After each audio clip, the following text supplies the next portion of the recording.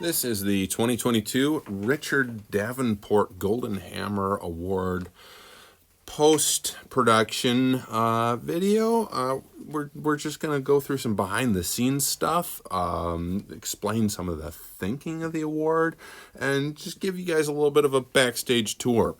So this is what we're looking at right now, the historical Piano Technicians Guild logo. It's not the current logo, but I thought this was appropriate for this award. We did use an element of this, and if you look at that piano at the bottom, this is the derogatorily the Roach and the TP award, and that piano is the Roach.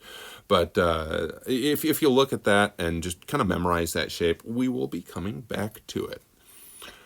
So if you're watching this, you're probably at least properly familiar with the Golden Hammer Award. This is a shot of it in nearly its final form. So you can take a look at this and just get an idea of where we're going with it as you see it in its very rough early stages. I say nearly final form as if you look at the nameplate at the bottom, there's a typo on that. So always want to make sure that's correct. Let's continue on. So this is the piece of Gabon ebony that we started with. More on that in a moment. Let's talk about the ideas behind the Golden Hammer Award this year. So Richard is, you could safely say he is the Hollywood tuner. If you listen to John Williams' Star Wars, Avatar, The Simpsons, I believe, anytime you've got piano being played from those Disney studios, especially, or pre-Disney in the case of Star Wars, that's usually Richard's work that you're hearing on those pianos, which is really cool to have that connection. So our idea is that Richard should definitely be on that Hollywood Walk of Fame. We're gonna, in our own particular idiom, we're piano tuners. We don't do things the way other people do. We're piano tuners, so we're not gonna pour cement or put coral pink cement inside of a brass star, and we can do better than that. So this is Gabon ebony. It's a piece of beautifully kiln dried. I think that was 36 inch piece Gabon ebony, 7/8 inch, I believe. And usually when I see Gabon ebony, it is black. It is absolutely black. This has some figure almost to the point, the color variations almost to the point where I would see in a Madagascar ebony, but just enough to be really black but still be super interesting. So here we are with that piece being glued with a lot of clamps. Let's move on. Now my idea was I wanted to have it as if I had taken this from the sidewalk and presented it. So here we see the mud and dirt underneath in the form of this beautiful Clario walnut. This is, by almost anyone else's measure, probably too beautiful a piece of walnut to put on the bottom of something. But here we are. It's the Golden Hammer Award. So here we are with these two pieces adhered together. They are one solid piece now with West System epoxy, and again, a lot of clamps.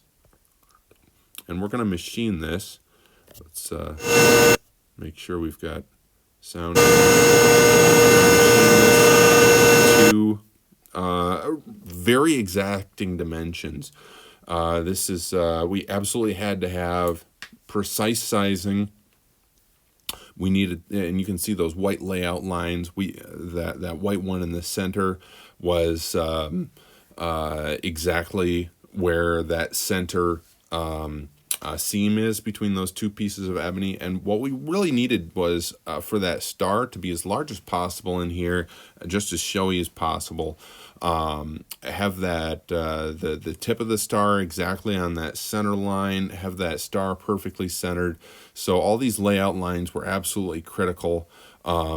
The dimensions had to be accurate within a couple thousandths of an inch, which is obscene for woodworking, but that's how we do things. And so that's why this is cut out on a CNC instead of a table saw. So here we are with the first pass, just about halfway through that ebony, maybe a third of the way through that ebony. And there we are, just hitting the walnut. You can see some of those walnut shavings coming up and through. And there we are all the way through. This is the final cutout. Now this is still adhered to our CNC system, and we're going to cut out the stars. This is just setting about 20,000 thickness.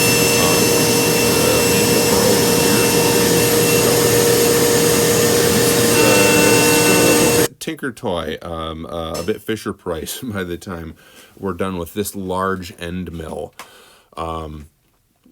That's gonna change. So here we are sharpening that star corner.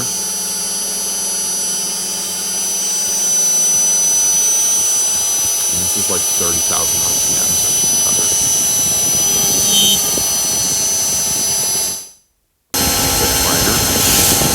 Bit finer bit. And this is a sub-millimeter diameter bit that is designed for cutting out spots, holes in circuit boards. And there's our final star shape.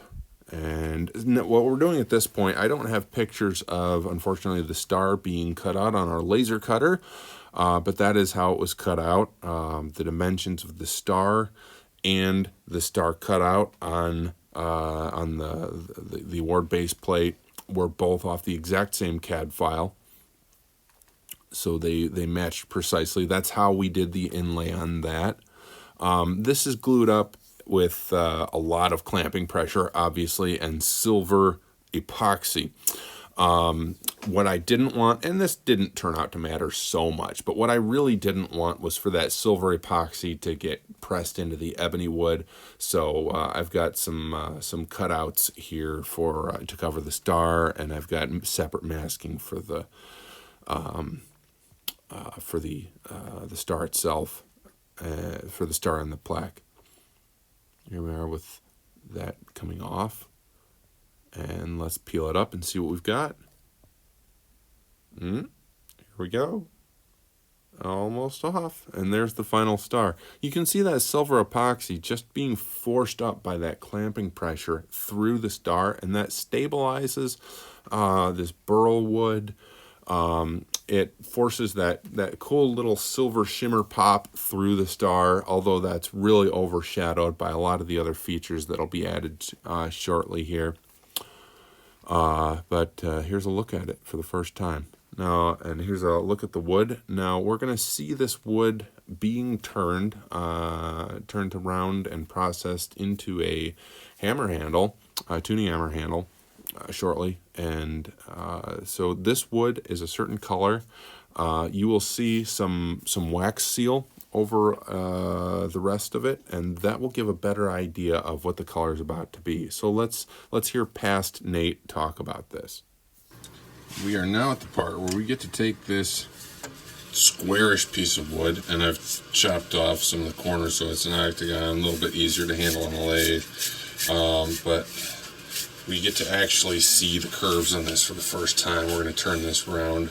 So this, we're not going to see it in its full glory quite yet, but a little bit about this piece. This is redwood burl. It's California redwood burl. This is a sustainably harvested piece. Yes, this stuff does grow on, private property. It's not all 2,000-year-old trees that should never be cut down for just wood turning wood. That should never happen. Yes, this stuff does end up having to be taken down just due to pruning or drops, or the tree just ends up not thriving, or so on and so forth. So that's what this piece is. I thought this would be a very appropriate piece for Richard. It's just a beautiful piece from the California area, and we like to use wood that's local to the recipients. place of origin and business where they're located. Okay, so let's throw this on the lathe and make some magic happen. So I have already decided that I want this to be the ball end. So let's do that. Get our dust collection out of the way.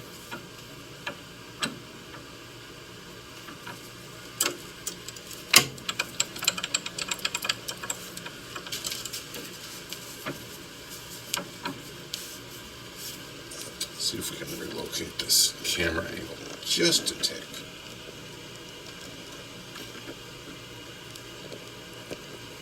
Yep.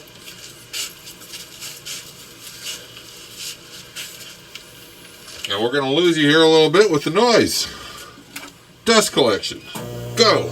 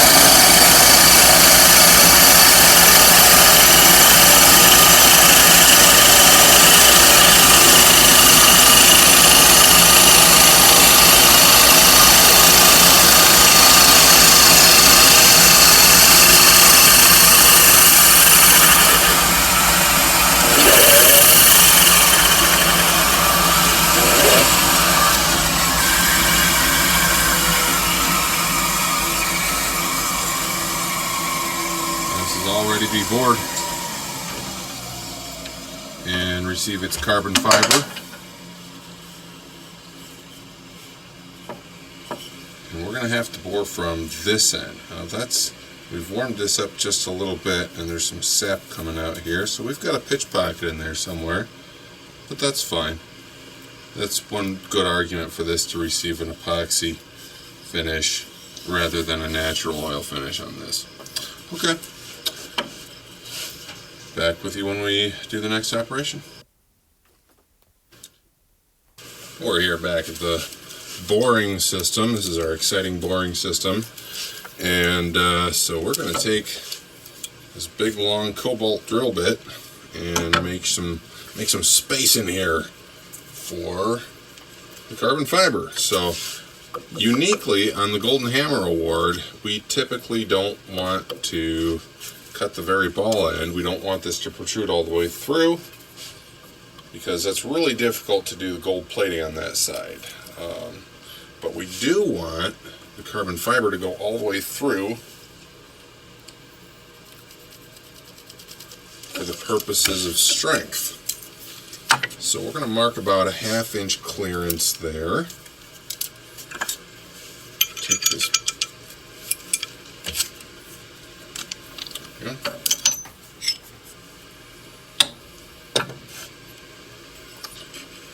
Just going to feed that in here. There we go. put a flag on this, and that's going to be our depth guide. All right, stop that. There we go. Oh, yep. Yep. Yep. Good. I like it. I like it. Okay. Sorry, little guy.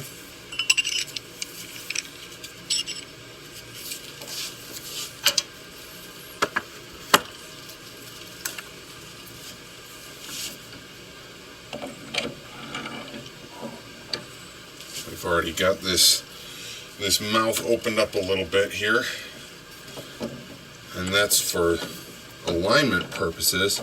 So before I take this big long drill bit and start putting it into the wood, I want to make absolutely certain here, I'm bumping the camera here, make absolutely certain that that's going straight. So I pre-drill with a shorty drill bit, a couple of shorty drill bits, and make sure that that hole is fed in just perfect. Because if this wobbles while it's going in, that creates all kinds of problems. If we're not on center by the time we get to the end. This is a particularly difficult drilling operation here. So here we go. Let's get some noise going.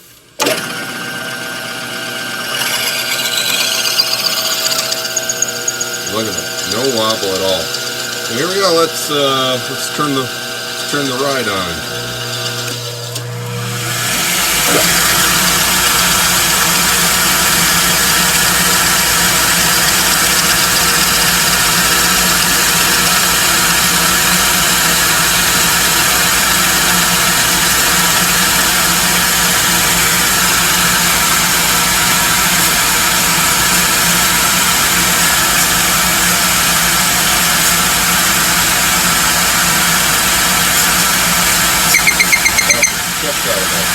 Yeah.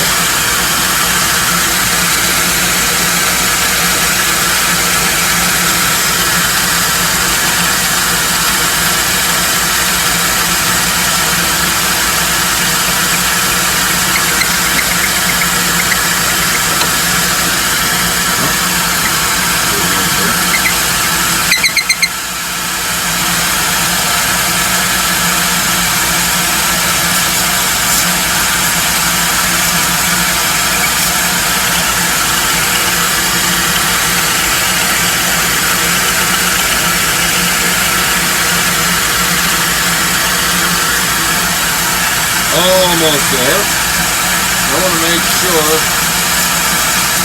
I've got a little bit of extra.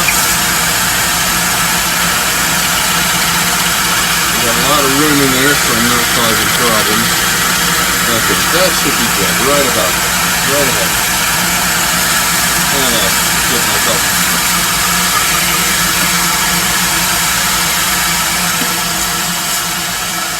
Give myself just a little bit extra safety margin.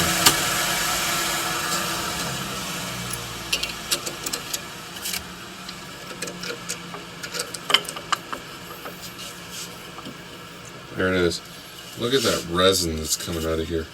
We've got a resin pitch pocket. This is a problem that I don't usually have to deal with because we're usually dealing with hardwood. But there you go, that's so light. And that's going to stiffen up a little bit even, although we're not getting our stiffness from the wood. We're primarily getting our stiffness from the carbon fiber. And part of our design for the Golden Hammer Award is that we really want it to be something that honestly you could tune with on a daily basis, and it would be a very, very high-end tuning lever. But obviously that's not what somebody's going to do with it. But I really want it to be such that somebody can, just for the emotional experience of it, go through and tune a couple pianos with their Golden Hammer Award and really enjoy the experience. So we're going to put our normal carbon fiber shaft in there. That's our next step. But before we can do that, we're going to need to turn down some little bit of diameter here on the exposed part of it, and make sure that we can fit our gold plate. We've got a stainless steel gold plated sleeve from the gold plater here. That's going to go on it, and yeah, this is going to be beautiful. So that's next. We'll catch you next time.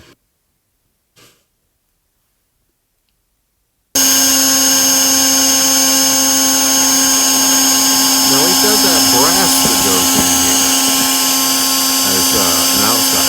And once again, this is why we had to have such... You have a piece of that brass wire with you? Tight dimension, so that we could put this right where it needed to be, just on the outside line of that star, just on the inside line of that ebony. So, let's just say it one more time.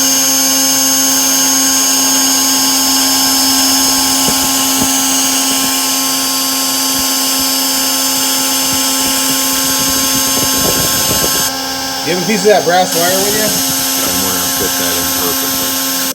There we go. And here it is cutting out the name. This is going to receive gold epoxy fill for the name.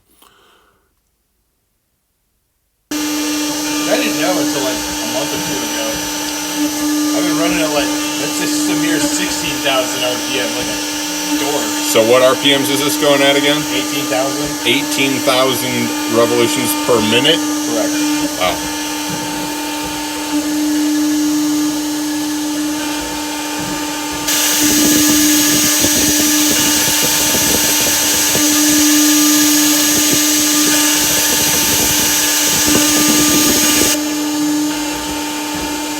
This is cutting through the ebony, through that maple.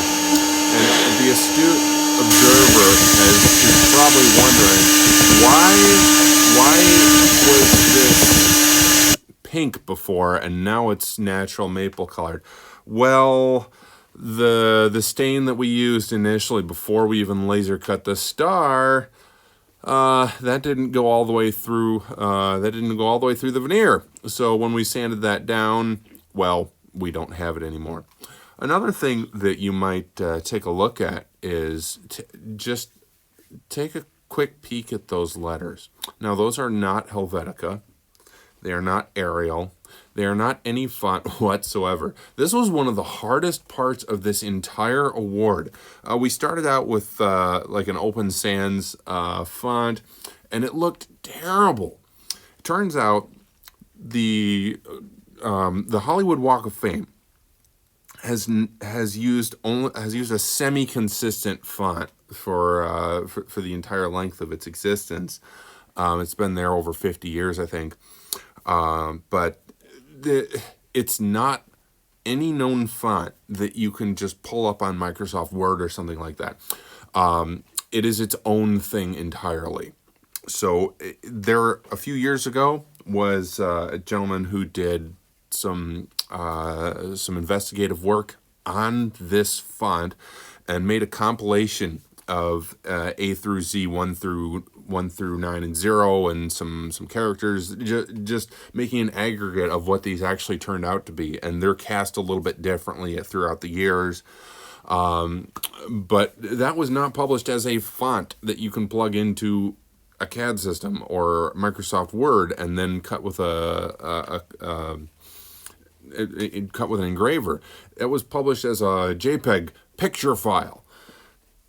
We ended up going through some hoops to turn that into a digital format that you can actually cut with an engraver and make that right and make that fit and look correct, and correcting based on what we got, manually correcting these letters, just manually hand drawing these shapes in a CAD form. This was the single most time-taking piece of this entire award. It doesn't look like much right now, but it did not look right before. So here we are with it finally cut out, and we're cutting out the hole for the emblem. More on that. And that's not a video. But this is the brass emblem that's going to get dropped in here. Here we are with the final, and we ended up with a trans tint dye rather than a stain, and that I like the color better as this turned out. I really do. Also, it penetrated quite a bit deeper than the original stain did. You can also see the final brass inlay epoxy fill there. That's a gold and silver mix in the epoxy to match the brass color. Brass, as you probably know, is a copper tin mixture, so it's silver and gold essentially. So that matched really nicely. These brass pieces, these crazy brass pieces, my goodness. You can see the angle that we had to cut here, different on both sides. That had to be correct and matching both ways. All of that is pointing perfectly into the center of the star. They're all matched and ideal. So this brass comes in square coil wire. If you've ever taken a damper wire, or as a kid in first grade or something like that, straightened out paper clips just because you're so bored. I know nothing about that personally. But if you've ever taken a damper wire and straightened it out after somebody's bent it wrong, you know what a pain that was. But this is 10 times, and it's kinked and bent in odd ways and not straight axially along its entire length. That was a pain in the neck. So here it is, perfect, or very close to perfect. Our story, and we're sticking to it. These gaps are on every Hollywood Walk of Fame star. None of them are perfect. So we did give ourselves a little bit of license to be have just a bit of character in here. There is the incorrect plaque. Not glued on yet. Now this piece is a lot of fun. This is the brass inset. It is a piece of 3D printed brass. Yes, that's right. You heard correctly. It's the second most expensive piece on this award. And we decided that, or I decided that, looking at the history of the Hollywood Walk of Fame and the emblems that are given, everybody gets one of several emblems, whether that's for journalism or filmography or radio or so on, discography. There's some standard awards. There's also special awards. The astronauts for the moon landing, for instance. They have their own special emblem. Guess what? We've got a special emblem here. So you may recognize that shape from earlier. If you don't, feel free to go back to the beginning of the video and watch again. I did give you the spoilers. Here it is going in, and it fits exactly nicely perfect. And we're going to give it a bit of black infill. This is our finish epoxy. And there it is cured, and we're beginning to sand it up to, I think, 1500 grit is what it came to. And there's the final bit. This does take place over the course of a decade or so of people walking on it and weathering it. Although the new awards are given with that pre-blacked, so it looks really sharp.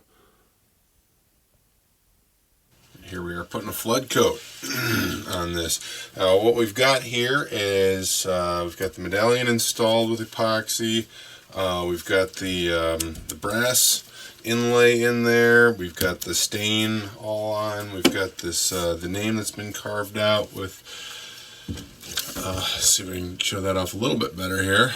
We got the name carved out, and with gold epoxy, it's a gold silver mix to match nicely, and we're going to put a flood coat on. So hopefully this should be enough. We're going to put, it's probably going to turn out to be a few millimeters deep. A few millimeters, not a few millimeters, you know, a millimeter or two. That's about half an inch, right? That's how those conversions work. Okay. I think that's going to be enough, but I'm not 1000% sure.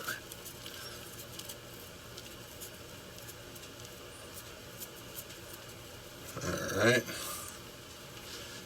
So let's just even this out across the entire surface We'll kill all the bubbles. This is a finish grade epoxy. It's like a bar top finish epoxy. Get the corners here. Yeah, so we've got a coat on underneath. It's a really thin coat underneath this. Yeah, this is not enough. This is not going to be deep enough. I'm going to make another batch and pour it on top of this. But first we're going to get the edges. Yeah, this is not going to flood over top those brass inlays quite, which is part of our goal. That's part of our goal. Come on, get in there. Yeah, this is not nearly enough. I need about twice to 3 times this much. So yeah, that first thin coat, we got a little thingy in there. That first thin coat, its purpose is to seal the grain, because when epoxy cures, it's exothermic, it warms up, it creates bubbles, which are not beautiful for our purposes. Okay, so you're going to be here, and we'll come back with a little bit more. We are back with more epoxy. Like a lot more. There we go.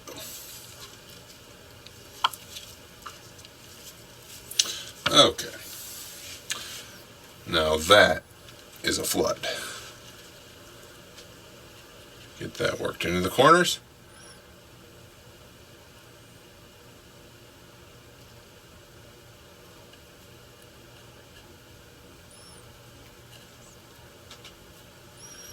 And over the star.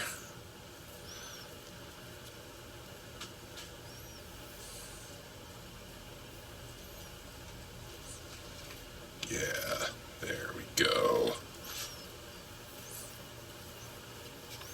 There's that super deep look that we're gonna. It's just that Hollywood gloss. That's what this is gonna be.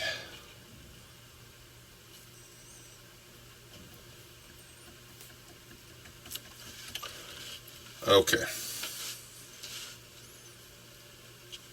There we go.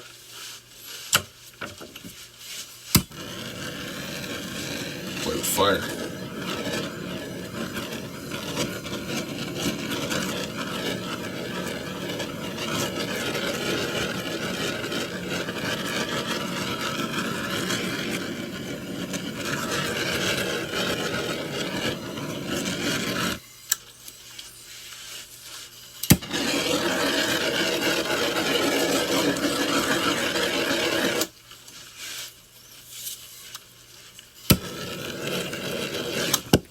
A little bit hard to get the corners there.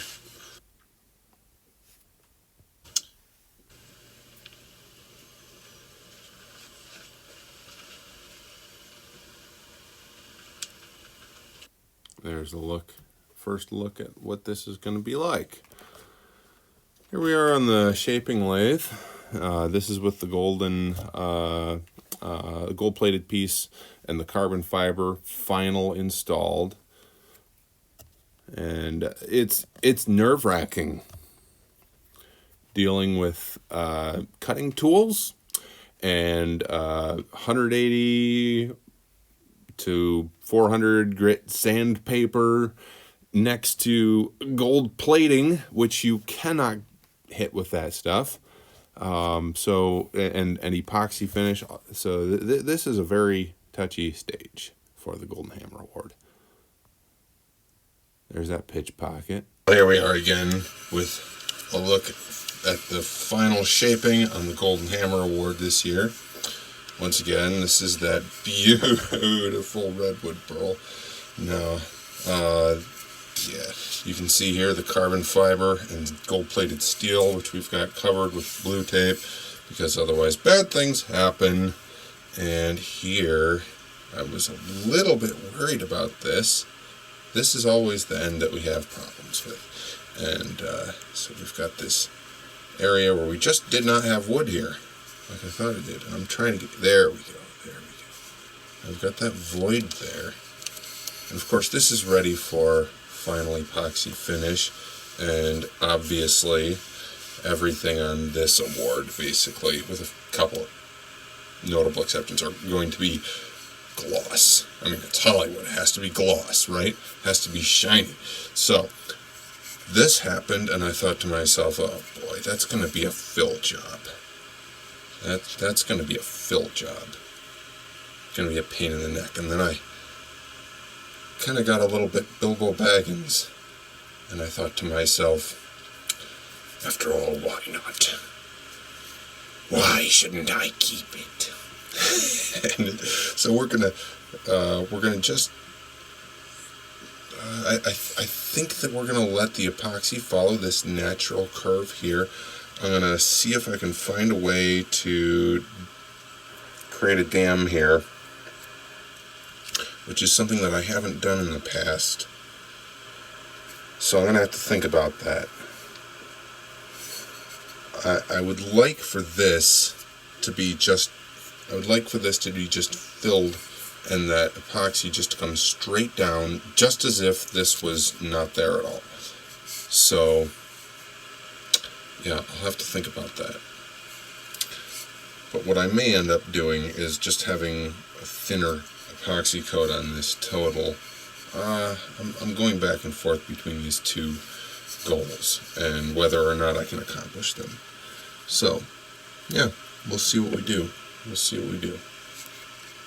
That's a really interesting spot. Let's just take an eyeball over this. Here's a spot. I'm looking at this really closely. Now, this is a spot on our profile, on the profile that I have come to like really well, that tends to be very difficult to get into with the sander. And I've got a little bit of end grain here, more or less. I mean, this is burl. There's really not any specific end grain direction, but I've got a little bit of tool tear out there. So I'm going to have to throw this back on the lathe. And this kind of looks like that on the camera, but it's not. That's just the pattern of the wood. We've got a void here. I'm not going to fill that with anything but clear. So that's going to be filled during our normal process. Yeah, let's just admire this and kind of memorize the color a little bit, because we're going to have a totally different shade on this. It's going to darken it significantly. It's going to bring out these reds a lot. This is just going to turn a really red color.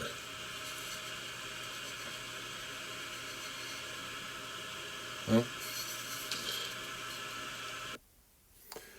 and when I say it's going to turn a really red color, just to be clear, this is the natural color of the wood with a clear finish on it. That's it. There's no stain that's used on this. The only stain that we used was on that maple on the star, and that was to get almost an unnatural pink, but I was absolutely blown away with how well these two colors actually match. There we go. So here's a close-up on that void, that pitch pocket. And this is a new feature starting as of last year with Isaac Sedigurski's. We've been laser engraving a maker's mark on the bottom, although they have had some sort of maker's mark for the past several years. And there is the final award, sans the nameplate. You can see how well those colors turned out.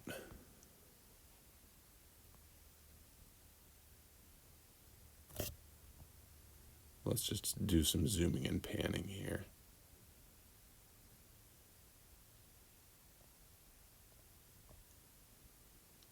And you can see instead of a tuning tip or a tuning pin this resting on,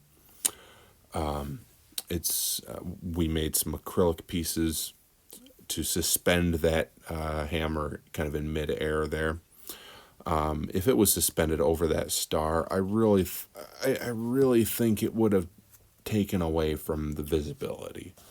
So we went a different way this time. There's that close-up.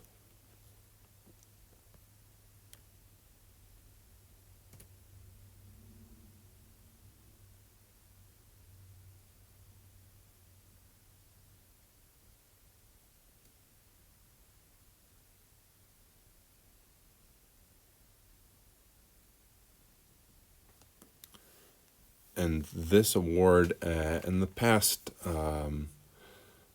it was also the case with Isaac Sedegurski's award last year. Our dual mount option, he can set this on like an end table or on his piano or something like that. He can also mount it on a wall. So these acrylic pieces have the slot cut in them at a 5-degree up angle, so they will naturally hold the hammer and keep it from just falling off. And it's got, hey, we're piano tuners. We use piano tuner parts. I should have a photo of this in this slideshow, but I don't. On the bottom, there are, we didn't use the rubber feet or anything like that. We used, let's just play this again while I'm talking. We used front rail punchings, the hard weight front rail punchings. So this can sit in either orientation. I really love how the color on that star came out. I could not be happier with that.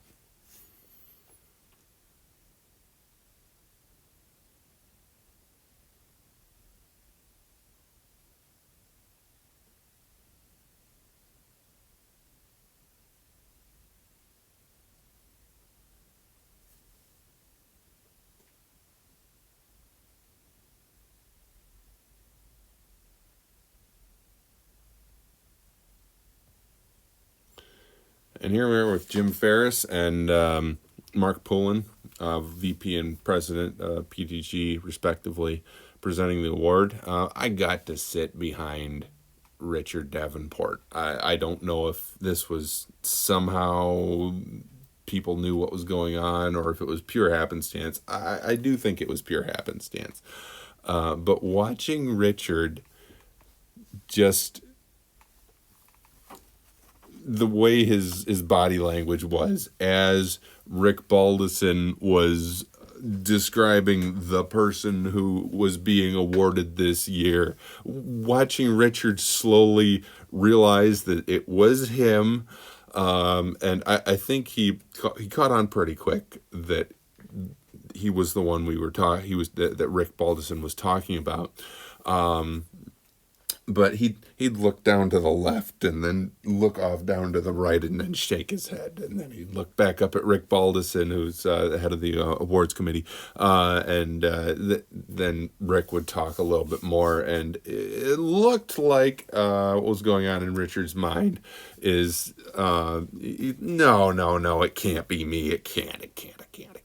And then Rick Balduson would say something that could have been no one but Richard, and Richard looks down and kind of smiles and looks to the left and right and shakes his head. It was fun to watch. So here's Richard. Richard looks really strong here. He's got a couple guys helping him up. But man, Richard looked great that night. Look on his face.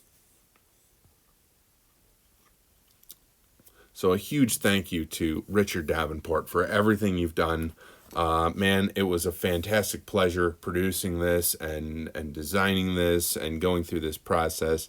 It's always so fun to get to know the people who are receiving the Golden Hammer Award, kind of vicariously, kind of from an outside perspective.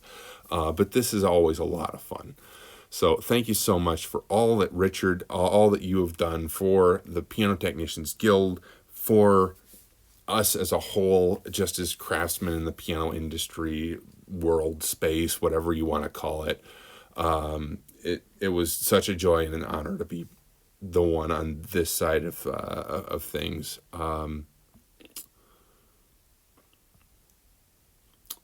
Yeah, and there's Richard Davenport, Golden Hammer Award, 2022 Piano Technicians Guild. Thank you so much for watching, and I hope everybody enjoyed this.